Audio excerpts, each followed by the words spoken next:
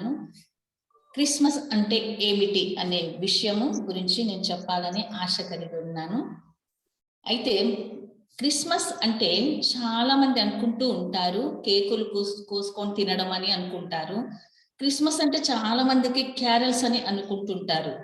మరి కొంతమంది గురించి ఆలోచిస్తే క్రిస్మస్ అంటే క్వైర్లో పాటలు పాడుకోవడం, ఎంజాయ్ చేయడం అని అనుకుంటుంటారు. కానీ క్రిస్మస్ అంటే అవేంది కాదు. కానీ క్రిస్మస్ అంటే క్రీస్తును ఆరాధించుకోవడం, క్రీస్తును ఘనపరచడం, క్రీస్తుని ఆరాధించడం. క్రిస్మస్ అంటే దేవుడు ఇచ్చిన సమాధానాన్ని మనమందరము కలిగి జీవించాలని ఆశ కలిగి ఉండాలి. అదేవిధంగా క్రిస్మస్ అంటే మన జీవితాలను పవిత్రంగా పరచడానికి, మన పాప జీవితాలను, అపవిత్ర జీవితాలను పరిశుభ్రంగా పవిత్రంగా పరచడానికి యేసయ్య ఈ లోకానికి వచ్చాడన్న విషయం మనము తెలుసుకొని క్రిస్మస్ జరుపుకోవాలి. అంతేకాని క్రిస్మస్ అంటే మన ఇష్టానుసారంగా ఎంజాయ్ చేసుకోవడం మాత్రము కానే కాదని ఈ సమయంలో మనమందరము జ్ఞాపకం చేసుకోవాలి. అదేవిధంగా క్రిస్మస్ అంటే చాలా మంది జీవితాలలో ఒకేసారి వస్తూ ఉంటుంది. సంవత్సరానికి ఒక్కసారి ఆ పుట్టగా జరుపుకుంటారు, తర్వాత మళ్ళీ ఆ క్రిస్మస్ ని మర్చిపోతుంటారు. కానీ యేసయ్యను ఎవరైతే సొంత రక్షకునిగా అంగీకరిస్తారో, ఎవరైతే యేసయ్యను మనస్ఫూర్తిగా వారి హృదయంలోనికి ఆహ్వానిస్తూ ఉంటారో, వారు ప్రతిరోజు క్రిస్మస్ ని జరుపుకుంటారు.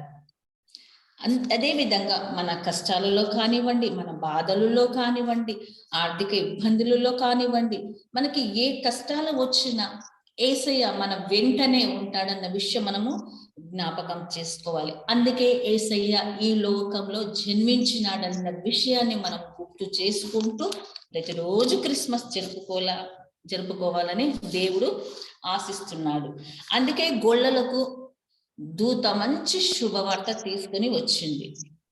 లూకాసు వార్త 2వ అధ్యాయము 10వ వచనములో మనము గమనించినట్లయితే, లూకాసు వార్త 2వ అధ్యాయం 10వ వచనములో గమనించినట్లయితే, ఆ దూత భయపడకుడి, ఇదిగో ప్రజలందరికీ కలగబోవు మహా సంతోషకరమైన సువర్తమానము నేను మీకు తెలియజేస్తున్నాను. దావీదు పట్టణమందు నేడు రక్షకుడు మీ కొరకు పుట్టి ఉన్నాడు. చూడండి, మహా సంతోషకరమైన సువార్త. ఈ సువార్త ఏది అంటే యేసయ్య సువార్త తెలుపడానికి దేవుడు తన దూతను మొట్టమొదటిగా గొల్లలకు చెప్పినట్లు మనము చూస్తున్నాము. అయితే ఈ లోకంలో ఎవరు పుట్టినారు, ఏ విధంగా పుట్టినారు అంటే చాలా మంది మనం అనుకుంటుంటాము. ఈ శుభవార్త ఎలాంటిది అంటే, ఈ లోకంలో మనం చాలా మట్టుకైతే మన బంధువులలో కానివ్వండి, ఉద్యోగం చేస్తున్న చోట కానివ్వండి, చదువుకుంటున్న విషయంలో కానివ్వండి, మన స్నేహితుల మధ్య కానివ్వండి, ఏదో ఒక వార్తలు వింటుంటాము. శుభవార్తలు కానివ్వండి, ఇంకా ఇంకా వేరే వేరే వార్తలు వింటూ ఉంటాము.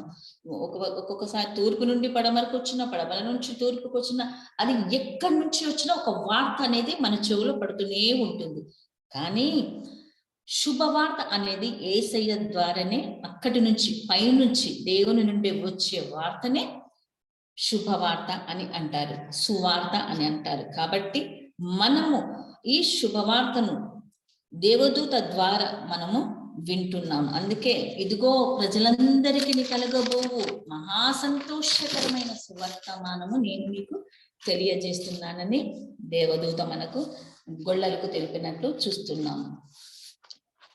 దాదాపుగా మనం గమనించినట్లే ఎవరు పుట్టినారు ఈ లోకంలో అని మనం గమనించినట్లయితే, ఒక ఇంజనీరు పుట్టలేదు, అదేవిధంగా ఒక లాయరు పుట్టలేదు, అదేవిధంగా ఒక డాక్టరు పుట్టలేదు, కానీ ఒక సైంటిస్టు పుట్టలేదు, ఒక రైతు పుట్టలేదు, అదేవిధంగా మనం చెప్తే ఒక పండితుడు కూడా పుట్టలేదండి. కానీ మనమందరము ఈ లోకంలో జీవించినంత కాలము, అంటే వీరందరూ ఎంతో మనకు అవసరమే. డాక్టర్ కానివ్వండి, లాయర్ కానివ్వండి, వీళ్ళందరూ మనకు మన జీవితంలో ఏదో ఒకసారి అవసరానికి వస్తూ ఉంటారు వీళ్ళు. కానీ ఈ లోకంలో కేవలం మనము జీవించమండి. కాకపోతే వీళ్ళందరూ మనకి అవసరానికి వస్తారు. మనము ఈ లోకంలో జీవించినంత కాలము, ఈ శరీరంతో మనం జీవించినంత కాలము వీళ్ళు అవసరం వస్తారు. కానీ మనము చనిపోయిన తర్వాత, మనం పరలోకానికి వెళ్ళినప్పుడు మన ఆత్మ నిత్యము అక్కడ జీవిస్తూ ఉంటుంది. ఒక వ్యక్తి ఈ భూమి మీద ఈ శరీరంతో ఉన్నప్పుడు ఎన్నో పాప కార్యాలు చేస్తూ ఉంటాము. ఎన్నో ఆ ఏదో ఒక చెడు ఆలోచనలు కానివ్వండి, చెడు పనులు కానివ్వండి, ఇవన్నీ చేస్తూ ఉంటాము. కానీ మనము చనిపోయిన తర్వాత ఆత్మ నిత్యము అక్కడ జీవిస్తూ ఉంటుంది. అక్కడ తెలుసా, అగ్ని ఆరదు, పురుగు చావదు అని. అక్కడ ఎంతగానో మనల్ని బాధ పెట్టే విషయాలు అక్కడ జరుగుతూ ఉంటాయి. కాబట్టి మనమందరము ఈ లోకంలో జీవించినంత కాలము మనం చేసిన పాపాలు కానివ్వండి, తప్పులు కానివ్వండి, మోసాలు కానివ్వండి, ఇతరులను నిందించడం కానివ్వండి, ఇతరులను బాధించడం వల్ల మన ఆత్మ నిత్యము అగ్నిలో కాలుతూ ఉంటుంది. ఈ సత్యాన్ని మనము గ్రహించాలి. అక్కడ ఎప్పుడు చూసినా మనము బాధపడుతుండే విషయం ఉంది అక్కడ అనేది మనము మర్చిపోకూడదు. అందుకే బైబిల్లో రాయబడింది కదా, అగ్ని ఆరదు, పురుగు చావదు. మనం చేసిన పాపకార్యాలు కానివ్వండి, మనం చేసిన పుణ్యకార్యాలు కానివ్వండి, అవన్నీ అక్కడ ఒక తీర్పు అనేది ఉంటూ ఉంటుంది. కాబట్టి మనమందరము ఈ లోకంలో జీవించేటప్పుడు మనము చాలా జాగ్రత్తగా దేవుని యందు భయము, భక్తి కలిగి జీవిస్తూ ఉండాలని మనమందరం ఈ సమయంలో గమనిస్తూ ఉండాలి. నరకానికి పోవడానికి మార్గము ఉంది, కానీ బయటికి రావాలి అంటే అక్కడ మార్గం అనేది మనకి ఉండదు. అందుకే ముందుగానే మనము ఏమి చేయాలి, ఏ విధంగా చేయాలి, మనము మంచిగా బతకాలా లేదా అనేది మన చేతిలోనే ఉందన్న విషయం మనము జ్ఞాపకం చేసుకోవాలి. అందుకే యేసుక్రీస్తు మనకందరికీ ఒక రక్షణ మార్గాన్ని తీసుకొని రావడానికి ఈ లోకంలో జన్మించినాడనేసి మనము గుర్తుకు చేసుకొని క్రిస్మస్ జరుపుకుంటున్నాం. యేసుక్రీస్తు ఈ లోకంలో ఒక రక్షకునిగా జన్మించినట్లు మనము చూస్తూ ఉన్నాము. కాబట్టి మన ప్రభువు, మన రక్షకుడు మనకందరికీ మన పాపం నుండి విమోచించడానికి యేసుక్రీస్తు ఈ లోకంలో జీవించినట్లు ఒక రక్షకునిగా మనలందరినీ రక్షించడానికి, మనలందరినీ ప్రేమించి మనం పాపం ఊబి నుండి మనలందరినీ లేవదీయడానికి యేసుక్రీస్తు ఈ లోకంలో ఒక శిశువుగా జన్మించి మనకందరికీ ఎంతో సంతోషకరమైన సువర్తమానము తెలియచేయడానికి తన దూతను ముందుగా పంపించినట్లు మనము చూస్తున్నాము. అయితే ఈ సమయంలో మనము అందరము జీవిస్తున్నప్పుడు ఎన్నో మనము దుఃఖకరమైన విషయాలు కూడా మనము వింటూ ఉంటాము. దుఃఖకరమైన విషయాలు, వేదన పుట్టించే వార్తలు, విచారాన్ని పుట్టించే వార్తలు మనము వింటూ ఉంటాము. కానీ యేసుక్రీస్తు గూర్చిన ఒక వార్త మాత్రము మనకు సంతోషకరంగా మనకు అనిపిస్తుంది.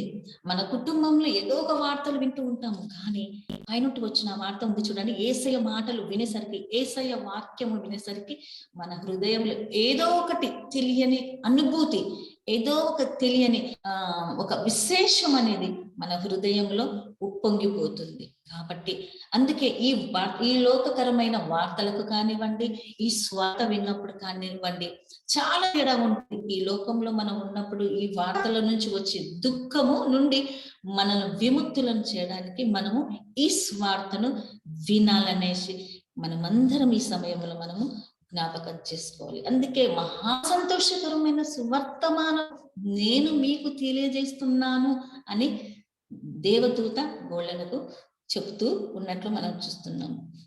ఒక దొంగ, ఉదాహరణకు ఒక దొంగ ఉన్నాడు అనుకోండి, ఎన్నో తప్పులు చేసింటాడు, ఎన్నో ఘోరమైన పాపాలు చేసింటాడు, ఎంత మోసం చేసింటాడంటే అటువంటి వ్యక్తిని ఇంకా ఉరిశిక్ష వెయ్యాలని డిసైడ్ అయిపోయింటారు వాళ్ళు, మన జైలర్ గారు.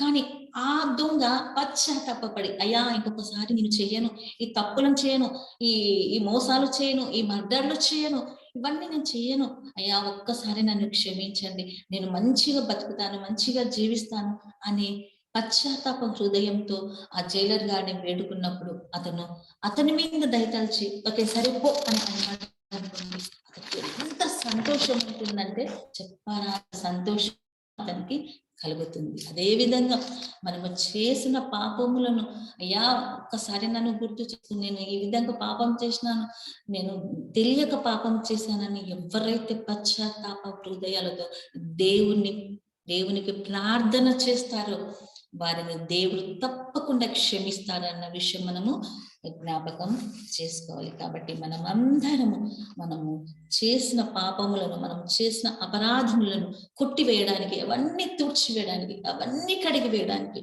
యేసు క్రీస్తు ఈ లోకంలో ఒక రక్షకునిగా జన్మించినాడన్న విషయం మనము జ్ఞాపకం. ఉదాహరణకు ఒక విషయం నేను జ్ఞాపకం చేస్తాను. మనము దాహం కొన్నామనుకోండి, దాహం అడవిలోకి పోయినాము, మనకు అక్కడ నీరు లేదు, అనుకోకుండా మనకు నీరు దొరికింది అనుకోండి, ఎంత సంతోషం ఉంటుంది చూడండి, ఎంతో ఆనందం కలుగుతుంది. మనకి ఆకలిగా ఉంటాము, మనకు తినడానికి ఏమీ ఉండదు. అటువంటి పరిస్థితుల్లో మనము అయ్యో నాకు ఆకలి అవుతుంది, నేనేం చేయాలి, అన్నము లేదు, ఏమీ లేదు అని బాధపడుకుంటూ ఉంటే, ఎవరి ద్వారానైనా మనకు ఆహారం దొరికింది అనుకోండి, అప్పుడు మనకి ఎంత సంతోషం ఉంటుందో, పట్టరానంత సంతోషం కలుగుతుంది. అప్పుడు అయ్యా నీకు స్తోత్రములని మనము దేవునికి వందనాలు తెలియజేసుకుంటాం. అదేవిధంగా మనము జీవిస్తున్నప్పుడు ఒక్కొక్కసారి ఎప్పుడు మనం ఆరోగ్యంగా ఉండము, మనుషులమైన మనం బలహీనతలు మనకు కలుగుతూ ఉంటాయి, ఈ శరీరానికి బలహీనతలు వస్తూనే ఉంటాయి. కానీ అటువంటి బలహీన స్థితిలో మనము ఇంకా నేను చచ్చిపోతానేమో అనుకున్న పరిస్థితి మనం ఉన్నామనుకోండి, అనుకోకుండా ఒక డాక్టరు దేవుని రూపంలో ఒక డాక్టర్ వచ్చినాడు అనుకోండి, అప్పుడు మన అనారోగ్యాన్ని మొత్తము సంపూర్ణంగా శుద్ధి చేసినాడు అనుకోండి, బాగు చేసినాడు అనుకోండి, అప్పుడు మనకి ఎంత సంతోషం ఉంటుంది కదా.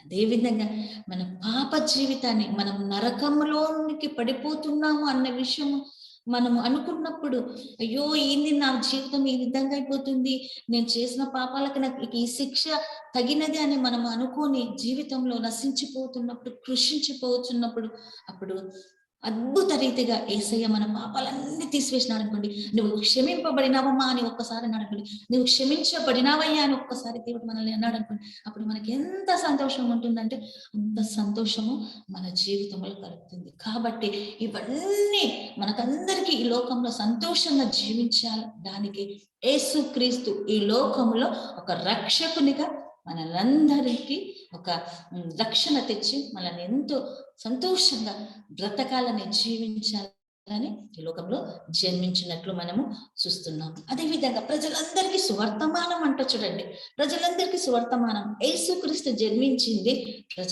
ప్రజలందరి కోసమే అన్న విషయం మనం గుర్తుపెట్టుకుని, నీ కోసము జన్మించినాడు, అదే నా కోసము జన్మించినాడు, ఈ లోకంలో ప్రతి ఒక్కరి కోసము జన్మించినాడు. తెల్లోళ్ళకు మాత్రమే కాదు, నల్లగున్నోళ్ళకు మాత్రమే కాదు, అదేవిధంగా స్త్రీలకు కాదు, పురుషులకు కాదు, చిన్న బిడ్డలకు కాదు, పెద్దవారికి, అందరి కోసము యేసు క్రీస్తు ఈ లోకంలో జన్మించినట్లు మనము చూస్తున్నాం. కుల మతము అనే భేదము ఏది లేకుండా సమానంగా ఆయన ప్రేమను మనకు వెల్లడిపరచడానికి యేసు క్రీస్తు ఈ లోకంలో జీవించినట్లు మనము చూస్తున్నాము.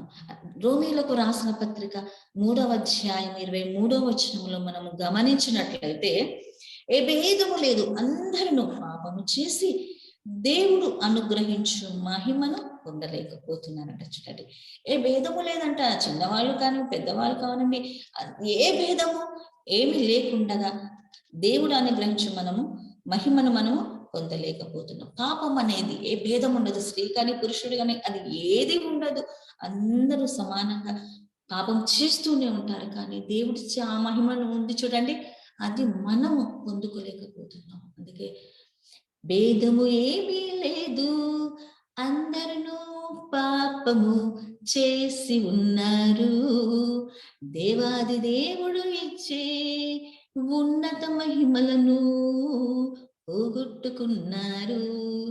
ఏ కులమైనా, మతమైనా, భాషైనా, ఏదైనా దేవుడు దృష్టిలో అందరూ పాపులే, భేదము ఏమీ లేదు, అందరూ పాపము చేసి అందరూ ఏ భేదము లేకుండా అందరూ పాపం చేసి దేవుడు ఇచ్చే ఆ మహిమను మనం అందరము పోగొట్టుకుంటున్నాం అనే విషయం మనం గుర్తు చేసుకోవాలి. అదేవిధంగా రోమీలకు రాసిన పత్రిక 3వ అధ్యాయము 11వ వచనములో ఇంకొక మాట రాయబడి చూడండి, నీతిమంతుడు ఒక్కడును లేడంట. చూడండి, నీతిమంతుడు ఒక్కడును లేడు, అందరూ త్రోవ తప్పి ఏకముగా పనికి మాలిన వారైరి.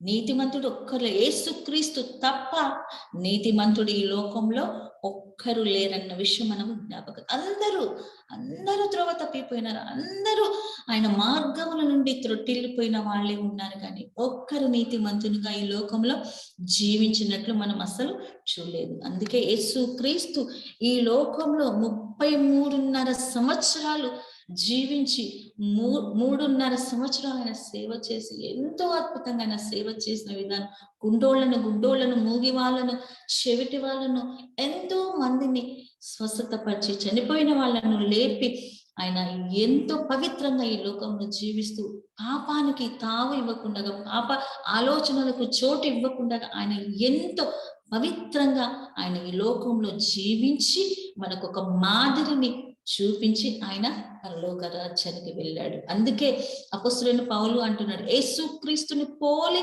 నేను నడుచుకున్నాను కాబట్టి మీరు కూడా నన్ను పోలి నడుచుకోండి అంటున్నాడు. చూడండి అపొస్తలుడైన అదే విధంగా మనము కూడా యేసుక్రీస్తుని పోలి మనమందరము పవిత్రంగా, పవిత్ర హృదయాలతో, పవిత్ర తలంపులతో ఈ లోకంలో జీవించినట్లయితే అందరము యేసుక్రీస్తు పోలి మనం నడుచుకుంటే అందరము పవిత్రంగా మనం ఈ లోకంలో జీవించడానికి అవకాశం ఉంటుంది.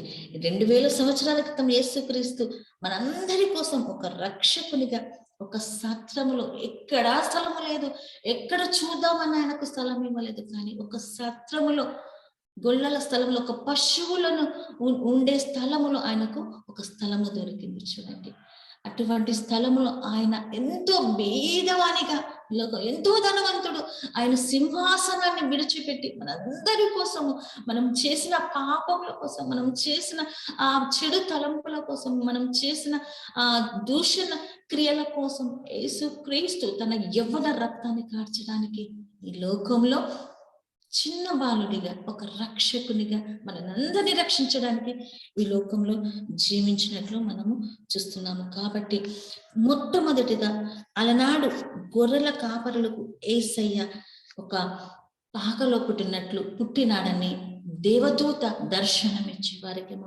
మొట్టమొదటిగా ఒక స్వర్తమానము తెలియజేసినట్లు మనము చూస్తున్నాము. అందుకే ఇదిగో ప్రజలందరికీ కలగబోవు మహా సంతోషకరమైన స్వర్తమానం. దేవదూత ముందుగా ప్రత్యక్షమైనప్పుడు గొల్లలు ఎంతగానో భయపడినారు. ఇదిగో భయపడకండి, ప్రజలందరికీ కలగబోవు మహా సంతోషకరమైన స్వర్తమానం నేను మీకు తెలియజేయుచున్నాను. దావీదు పట్టణమందు నేడు రక్షకుడు మీ కొరకు పుట్టి ఉన్నాడు, ఈయన ప్రభువైన క్రీస్తు అని మాట చెప్తున్నారు. చూడండి, అందుకే ఈ రోజు మన రక్షకుడు ఈ లోకంలో జీవించినాడు. ఆ రోజు ఒక బీద, ఒక స్థలము లేని ఒక పశువుల పాకలో జన్మించినాడంటే, ఆ పశువుల పాక లాంటి, ఆ స్థలము లాంటి మన హృదయంలో యేసుక్రీస్తుకు మనం చోటు ఇవ్వాలి కదండి. మనం మన హృదయంలో చోటు ఇవ్వకపోతే మనం ప్రతిరోజు బాధపడుతుంటాము. మనము ఎన్నో ఇరుకులో పడిపోతాం, ఎన్నో ఇబ్బందులు పడిపోతాము.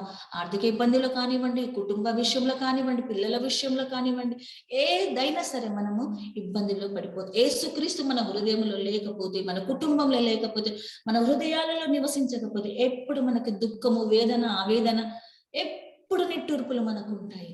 కానీ యేసుక్రీస్తు మన హృదయంలో ఉన్నాడంటే ఖచ్చితంగా మనకు ఎంతో సంతోషము. ప్రతిరోజు శుభవార్తను మనం వింటూ ఉంటాం. ప్రతిరోజు మనము సంతోషంగా జీవిస్తూ, మన పిల్లల్ని సంతోషపెడుతూ, మన కుటుంబం అంతా సంతోషంగా ఉంటుంది. కాబట్టి మనమందరం ఈ సమయంలో యేసయ్యను సొంత రక్షకునిగా అంగీకరించినట్లయితే ప్రతిరోజు క్రిస్మస్ జరుపుకుందాం, ప్రతిరోజు ఆయనను వేడుకుందాం, ప్రతిరోజు ఆయనను గణపరుస్తాము.